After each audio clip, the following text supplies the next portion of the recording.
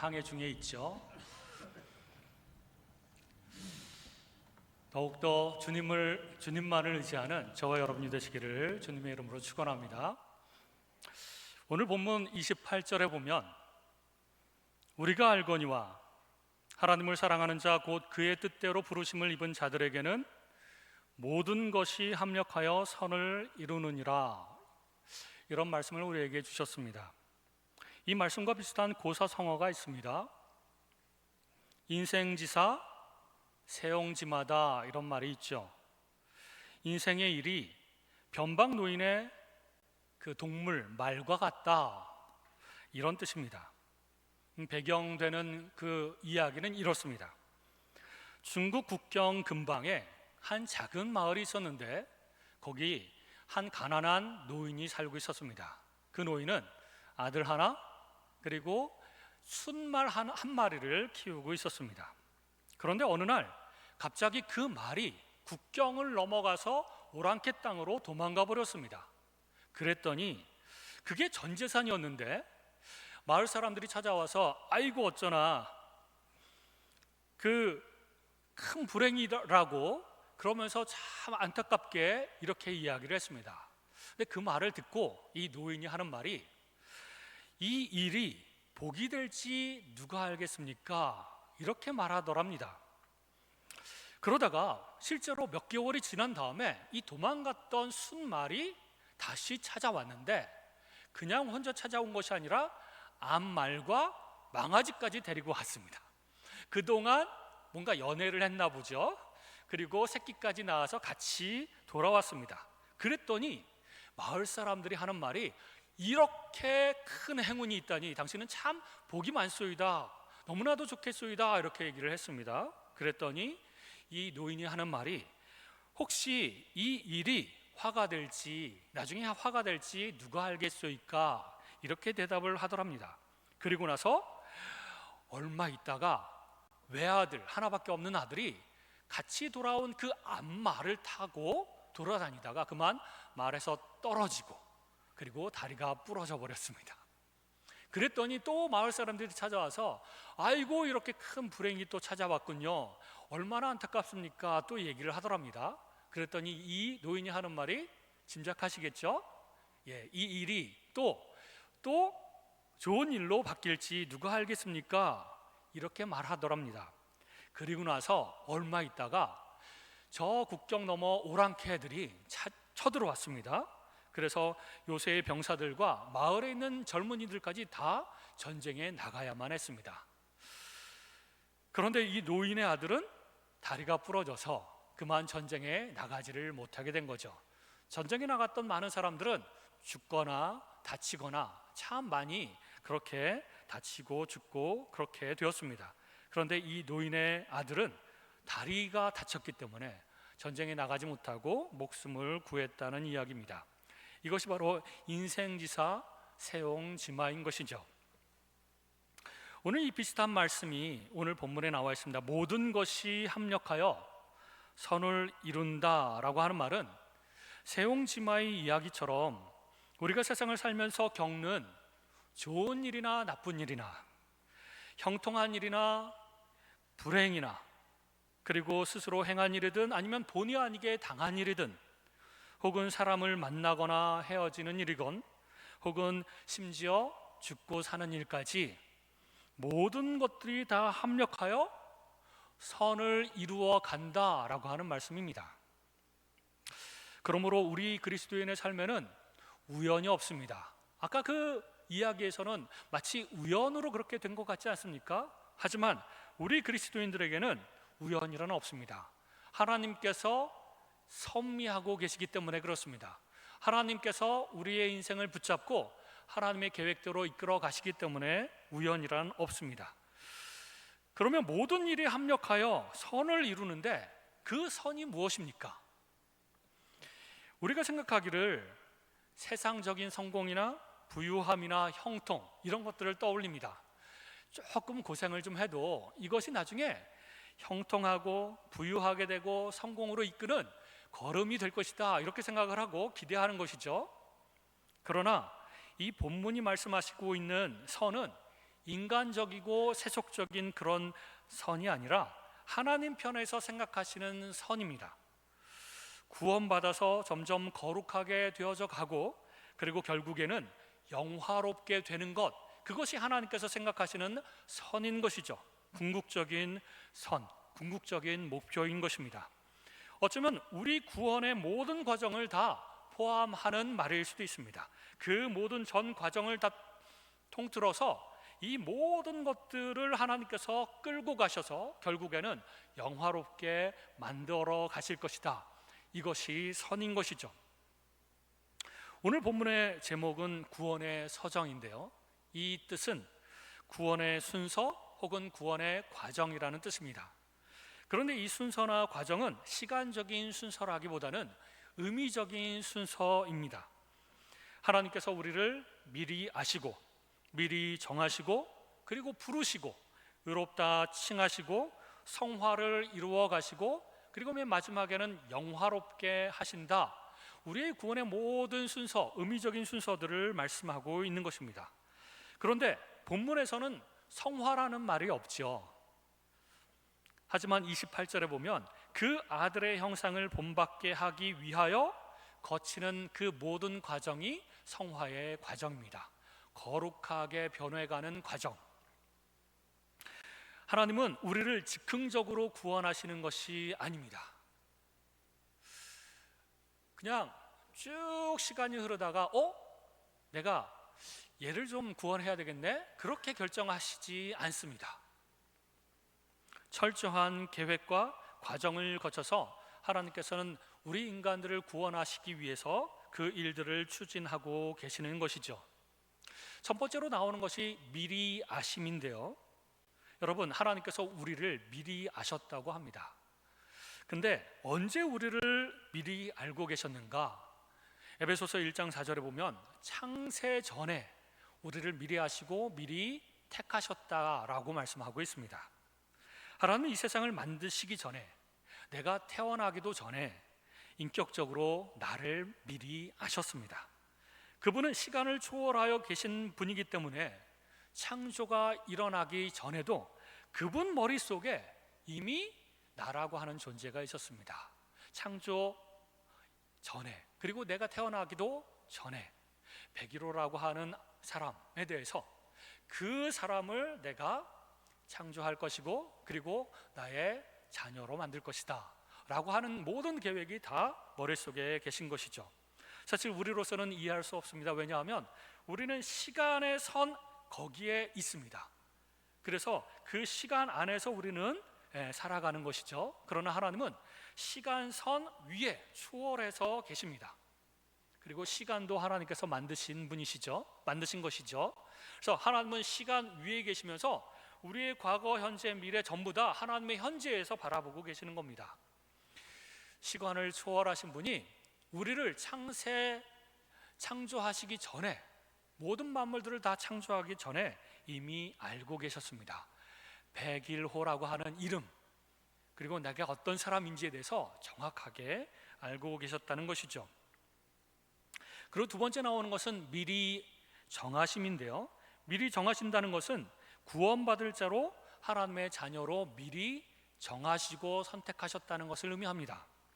이것을 신학적인 용어로 예정이라고 하는데요, 우리 장로교는 예정론을 강하게 믿고 받아들이죠.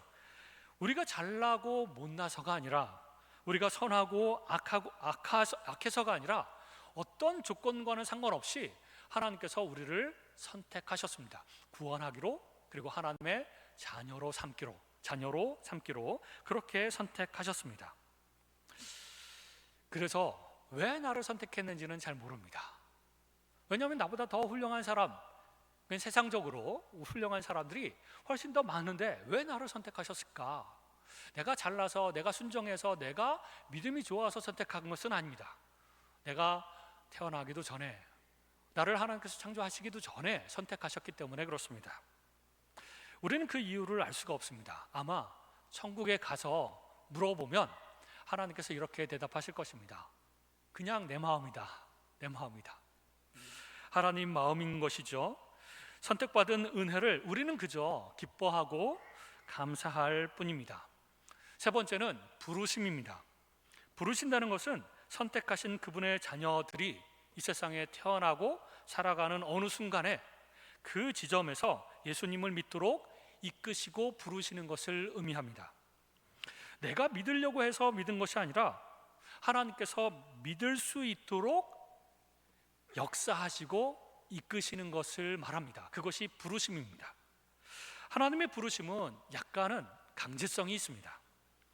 하나님이 부르시는데도 종종 하나님의 눈을 피해서 도망치는 사람들이 있습니다. 이제 예수님을 믿을 때가 되었다, 이제 교회에 나올 때가 되었다, 이제 내 자녀로 부를 테니 너는 반응하여라 라고 하실 때, 하나님 싫습니다, 세상 조금 더 즐기다가, 하나님 싫습니다, 하나님께로 가면 내가 자유를 잃어버리는 것 같습니다, 그래서 버팅기는 사람들이 있습니다. 그래봐야 소용이 없습니다. 하나님은 자기가 택하신 자를 절대로 놓치는 분이 아니십니다. 그리고 무슨 수를 써서라도 반드시 부르시고 자녀 삼으시고 예수 믿게 하시고, 그리고 그 자녀가 마땅히 있어야 할 장소에 있게 하십니다. 예배의 자리에, 교회의 자리에 있게 하시는 것이죠. 어쩌면 어떤 사람들은 그렇게 느낍니다. 하나님이 계속 나를 따라다니면서 괴롭히는 것처럼 느끼는 그런 사람도 있다고 하죠. 그리고 가끔은 이런 사람들이 있습니다. 잘 몰랐는데 과거를 쭉 돌이켜 보니까 이게 내 의지대로 이 자리까지 온 것이 아니다, 하나님께서 그때그때마다 하나님께서 이끌어 주시고 간섭하여 주시고 나를 부르시고 역사하셔서 내가 이렇게까지 오게 된 것을 우리는 깨닫게 되는 것이죠. 하나님이 부르시는 겁니다.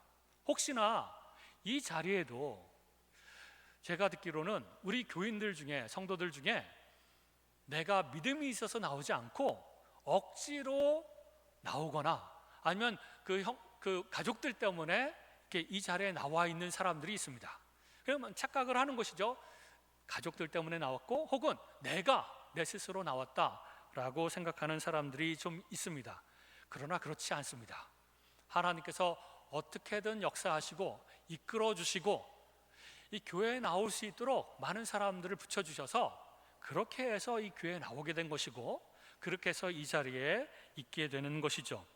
하나님이 부르셔서 그렇게 된 것입니다.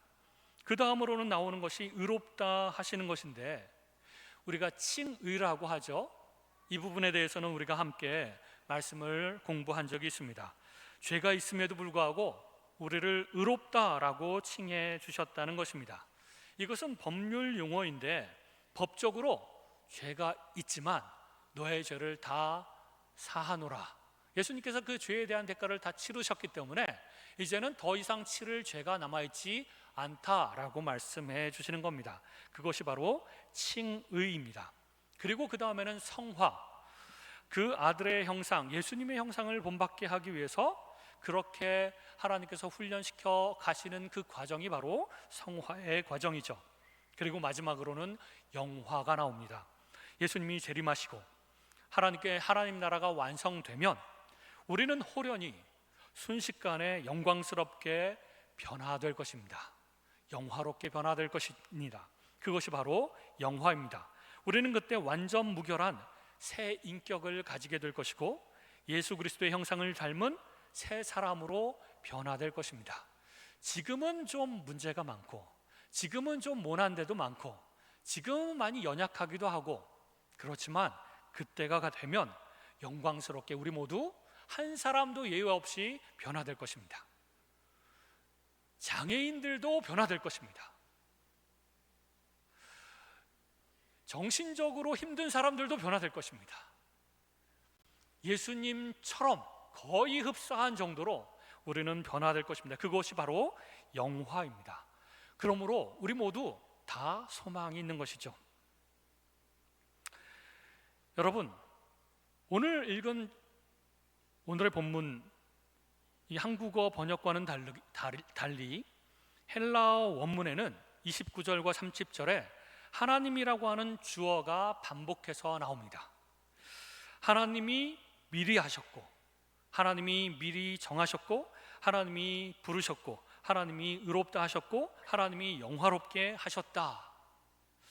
이렇게 하나님이라고 하는 주어를 강조하면서 반복적으로 이렇게 쓴 이유는 전지전능하신 하나님이 시작하신 일은 반드시 이루어진다라고 하는 것입니다. 하나님이 그분의 의지를 가지고 내가 이렇게 정하였으니, 내가 이렇게 아시고, 내가 이렇게 부르고, 내가 이렇게 의롭다 하고, 내가 이렇게 성화의 과정을 이끌어 가고, 내가 이렇게 영화롭게 할 것이니 이것은 반드시 이루어진다 라고 하는 것이죠. 하나님이 창세전에 계획하신 일은 중도에 수정되거나 좌절당할 수 없습니다. 내가 101호를 구원하기로 했는데 가만히 한 30년 정도 보니까 얘가 좀 별로야, 그래서 구원 취소, 이런 일은 일어나지 않는다는 것입니다. 절대로 일어나지 않는다는 것입니다. 그러므로 하나님이 시작하신 이 구원의 서정, 이 구원의 과정은 절대로 중단되지 않습니다. 그리고 우리의 구원은 너무나도 확실합니다. 100% 확실합니다. 1%라도 내가 혹시라도 믿음을 저버리고 지옥에 갈 수 있지 않을까?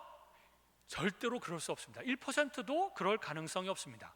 왜냐하면 하나님이 시작하시고 하나님이 끝내실 것이기 때문에 그렇습니다. 100% 우리는 구원받기로 작정돼 있습니다. 그리고 또 여기에 5개 동사가 전부 과거 동사로 쓰였습니다. 아셨다, 정하셨다, 부르셨다, 의롭게 하셨다, 영화롭게 하셨다. 이 모든 일은 이미 이루어졌다는 겁니다. 이미 이루어졌습니다. 창세전에 이미 이루어진 일입니다. 앞으로 될 일이 아니라 하나님 편에서는 이미 끝난 일입니다. 끝난 일입니다. 우리 생각에 영화롭게 되는 것, 영화의 일은 천국에 가서야 이루어질 미래의 사건이라고 생각이 들지 않습니까? 아직 나 영화롭게 되지 않았는데, 지금은 성화의 과정을 거쳐가고 있는데 라고 생각이 들지 않습니까? 그러나 하나님이 나를 영화롭게 하신다라고 하는 것은 창세전에 미리 계획하신 일인데, 하나님께는 계획이 곧 완성입니다. 하나님이 계획하신 것은 반드시 이루어질 것이기 때문에 이미 초시간적인 차원에서는 이루어진 일입니다. 하나님께는 불확실한 미래라고 하는 것이 있을 수가 없습니다. 하나님께서 이 정도로 확실하게 해놓으셨습니다. 우리의 구원을 이렇게 100% 확실하게 정해놓으셨습니다. 영화까지 확실하게 끝내놓으셨습니다. 이렇게 하나님께서 확실하게 해놓으신 일을 가지고 우리가 어떻게 의심할 수 있겠습니까? 나는 몰라도 저 사람은 구원 못 받을 것 같은데, 하나님께서 정하셨지만 저렇게 행동하는 거 보니까 분명히 구원을 취소받을 것 같은데, 절대로 그렇지 않습니다. 내가 싫어하는 그 사람도 하나님께서 확실하게 구원하시기로 작정하셨기 때문에 어떻게든지 성화의 과정을 이루고 그리고 나서 나중에 영화롭게 되실 것입니다. 그러므로 여러분, 그 사람들을 너무 미워하지 마시기 바랍니다. 하나님은 우리 삶의 온갖 경험을 통해서 우리가 구원받고 성화되어 가도록 지금도 작업하고 계시며 섭리하고 계십니다. 그래서 우리가 좋아하는 것들 가운데, 그럼 뭘 제일 좋아하시죠? 돈 좋아하죠? 우리가 좋아하는 것들 가운데 우리를 성화시켜 나가고 우리를 영화롭게 하는데 방해가 된다면 하나님은 그것을 치워버리실 수도 있습니다. 내가 돈 좋아해서 그래서 영화롭게 되는데, 성화의 과정을 밟는데 방해가 된다면 하나님께서 가난하게 만들 수도 있습니다. 내가 건강해서 이 건강으로 세상을 즐기면서 살아가는 것이 영화롭게 되는데 방해가 된다면 그것을 하나님께서 꺾으실 수도 있습니다. 반대로 우리가 싫어하는 것들 중에서도 우리를 영화롭게 하는데 유익한 것이라면 그 일을 겪게 하시기도 합니다. 우리는 고난을 싫어하죠. 문제나 여러 가지 어려움들을 싫어하죠. 그러나 그것이 우리에게 유익하다면, 그리고 성화의 과정을 잘 밟아나가고 또 영화롭게 될 수만 있다면 하나님이 그 일을 겪게 하신다는 것입니다. 그래서 예를 들어 내가 병을 앓는 것으로 예수님을 잘 믿게 된다면, 하나님께 나올 수 있게 된다면 하나님은 그 병을 겪도록 허락하신다는 것입니다. 그래서 그 병은 합력하여 선을 이루는 것이죠. 이 말이 그런 뜻입니다. 모든 것이 합력하여 선을 이루느니라 라는 뜻이죠. 그러므로 그리스도인들에게 우연은 없습니다. 하나님은 지금도 우리를 위해 일하고 계십니다. 어떤 사람은 병으로, 어떤 사람은 실패를 통해서, 어떤 사람은 인생의 허무함을 느끼도록, 어떤 사람은 가난을 통해서, 어떤 사람은 관계 갈등을 통해서, 이런 것들을 통해서 그런 것들이 다 합력하여서 선을 이루는데, 그런 모든 것들을 통해서 예수님을 믿게 되고 하나님께 나아오게 되고, 그리고 이미 예수님을 믿은 사람들은 그런 것들을 통해서 조금씩 더 성숙하게 되어져 갔고, 그리고 조금씩 더 성화를 이루어가며 나중에는 영화롭게 된다는 것입니다. 모든 것이 합력하여 선을 이룹니다. 심지어는요, 죄 짓는 것까지도 하나님께서 합력하여 선을 이루어 가십니다. 죄를 지어서는 안 되지만 그리스도인들이 어쩔 수 없이 죄를 짓게 될 때 하나님은 내버려 두시지 않습니다. 불신자들은, 하나님이 선택하지 않은 사람들은 내버려 두십니다. 하지만 하나님이 선택하신 하나님의 자녀들은 내버려 두시지 않습니다. 하나님이 그 죄를 통해서 그 사람을 성화시켜 가도록 그것을 이용하십니다. 그래서 징계를 하시기도 하고, 때로는 상처를 싸매 주시기도 하면서 그 죄를 통해서 우리가 깨닫고 변화되도록, 그리고 성숙하게 되도록 그렇게 역사하십니다. 물론 이렇게 나쁜 것들만 가지고 우리를 변화시키지 않습니다. 어떤 경우에는 좋은 것들을 가지고도 변화시킬 수 있습니다. 그래서 초신자들 가운데 이런 경험들이 많죠. 내가 하나님이 정말 계신지, 나를 사랑하시는지 긴가민가 잘 이렇게 믿음이 확고하게 생기지 않았을 때 하나님이 계시다면, 하나님 이런 기도 하나님 제가 올릴 테니 그 기도를 좀 들어주십시오 라고 기도를 했는데, 그 기도가 응답하기 되게 어려운 상황 속에서 하나님이 그 기도를 응답하시고 짜자자 기도의 응답을 하면, 이 연약한 신앙인이 와, 하나님 진짜 살아계시는구나, 야 진짜 하나님이 나를 사랑하시는구나, 이런 것들을 통해서 우리의 믿음이 성장하고 변화될 수도 있습니다. 그러므로 나쁜 것이든 좋은 것이든 이 세상에 내가 겪고 있는 수없이 많은 일들, 이 모든 것들이 다 합력하여 선을 이루어 갑니다. 우리의 영화를 이루어가는 그런 도구들로 사용이 되는 것이죠. 그러므로 여러분, 고난이 찾아오고 우리 삶 가운데서 불행이 닥쳤을 때 너무 비관적으로 생각하지 마시기 바랍니다. 많은 사람들이 비관적으로, 특히 그리스도인들도 비관적으로 너무나도 힘들게 생각하면서 비관적으로 생각할 때가 있습니다. 내 인생은 이제 끝났구나, 왜 나에게만 이런 불행이 닥치는가, 그리고 왜 내 가정에 이런 일들이 일어나는가, 그리고 왜 우리 교회에 이런 일들이 일어나는가, 굉장히 부정적으로 낭망하면서 그렇게 생각하고 너무나도 힘들어하는 사람들이 있습니다. 의욕도 사라지고 아무것도 하기 싫고 그냥 쓴뿌리가 생겨서 그냥 부정적인 말만 하고 부정적인 생각만 하고 부정적인 행동들만 하면서 너무나도 힘들어하는 그리스도인들이 있습니다. 그럴 필요 없습니다. 여러분, 아까 그 이야기에서, 세용지마 이야기에서 마을 사람들은 그렇게 어떤 부정적인 일을 당해서 어떻게 하나 너무나도 힘들겠습니다 라고 얘기했을 때 그 노인은 어떻게 생각하시죠? 하죠? 이 힘든 불행이 그 다음 단계에서 좋은 일로 또 변화될 수 있지 않을까, 이렇게 생각하지 않았습니까? 우리 그리스도인들은 그렇게 생각할 만한 근거가 있습니다. 뭐죠? 하나님, 전지전능하신 그 하나님이 내 편이시고 나를 사랑하기 때문에 충분히 우리는 그렇게 생각할 수 있습니다. 또 어떤 사람들은 이렇습니다. 불행과 갈등과 문제들을 본능적으로 싫어하는 사람들이 있습니다. 너무너무 싫어해요. 작은 불행도, 작은 갈등도, 작은 문제들도 너무너무 싫어합니다. 그래서 어떻게 하죠? 일단 외면하고 회피합니다. 보기 싫어, 직면하지 않을 거야. 그래서 직면하지 않고 도망가는 사람들이 많습니다. 도망가는 사람들이 많죠. 내 자신의 문제도 회피하고 직면하지 않으려고 하는 사람들도 있고, 내 가족들의 문제예요. 그래서 어떻게든 사랑하는 가족들을 위해서 내가 힘쓰고 그 문제를 해결하기 위해서 도와줘야 되는데, 어떤 사람들은 이건 내 문제 아니야, 이건 내 가족들의 문제야, 저 사람들이 알아서 해야 돼, 나는 간섭하지 않겠어, 도움도 주지 않겠어, 이러는 사람들이 있습니다.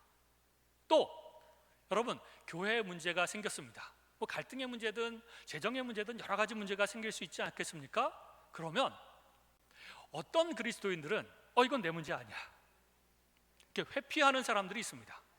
내 문제 아니야, 저 사람들이 말이야 싸우고 있는데 저 사람들이 왜 그래, 나는 마치 해당되지 않는 것처럼 내 문제 아니야, 멀찍이 떨어져서 저 사람들끼리 알아서 해결하도록 해 라고 얘기를 합니다. 그건 올바른 태도가 아니죠. 이 교회의 문제는 우리 모두의 문제이고 내 문제일 수 있습니다.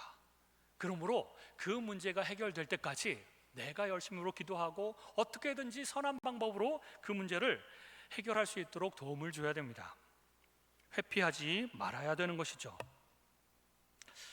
여러분, 저도 그렇습니다. 재작년에 교회를 그만두고 사실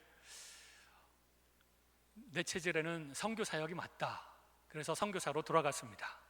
그리고 이제 또 여러 신학교를 돌아다니면서 이렇게 강의하고 하는 것이 참 제 체질에 맞는 것 같고 마음 편하고 너무나도 보람되고 즐거웠습니다.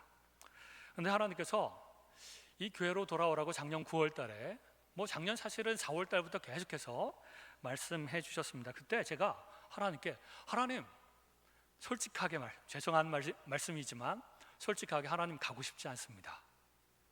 문제가 없는 교회도 가는 게 부담스럽습니다.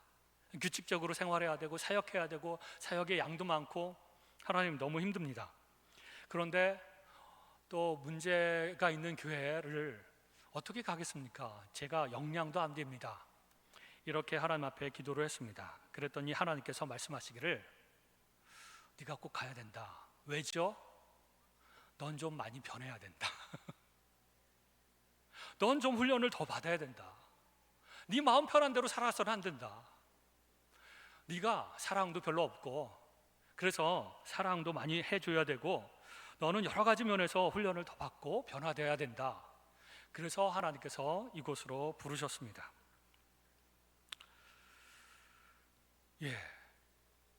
우리는 문제를 회피하지 않고 또 불행과 갈등을 회피하지 않고 모르는 척 한다고 해서 이게 저절로 해결되는 것은 아닙니다.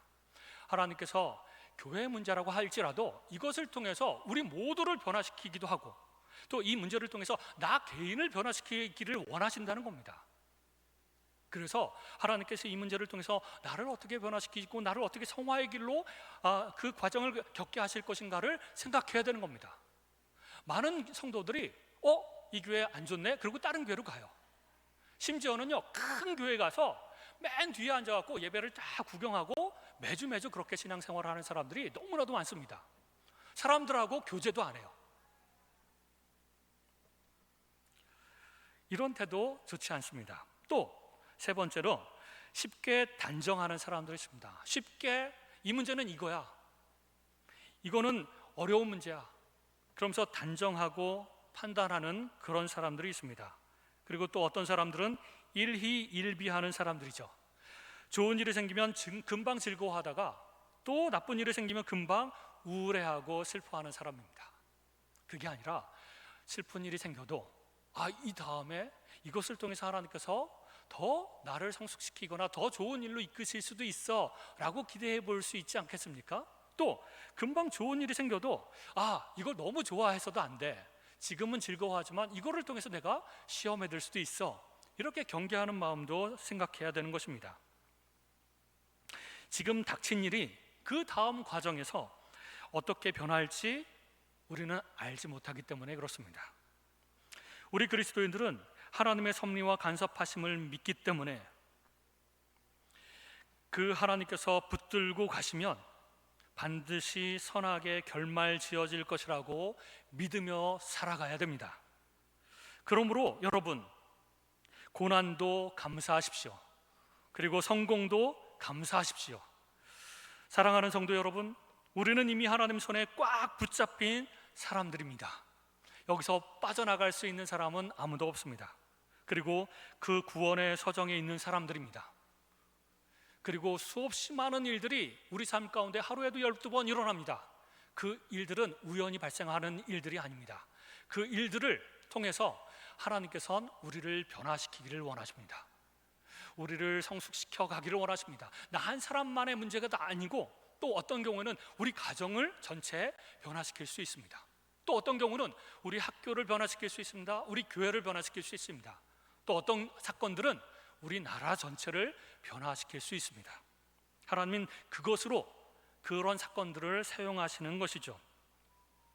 그러므로 여러분, 하나님께서 우리를 엇나가지 않도록 붙들고 계시고 또 예수님의 영광스러운 모습을 닮은 자가 되기까지 철저하게 간섭하시고 하나님께서 모든 사건들과 모든 일들을 합력하여 선을 이루어 가시는 분이심을 믿으시기 바랍니다. 그래서 이 일들 통해서 하나님께서는 내 삶에, 우리 공동체에 어떤 역사하심, 어떻게 역사하시고 변화시키실 것인가를 우리가 가만히 관찰하고 그렇게 하나님의 주권을 인정하며 함께 나아가는 저와 여러분이 되시기를 주님의 이름으로 축원합니다. 기도하겠습니다. 이 시간 함께 기도할 때에 하나님께서 나를 미리 하시고 미리 정하시고 나를 부르시고 의롭다 칭하여 주시며 이 성화의 과정을 통과하게 하시고 마지막에는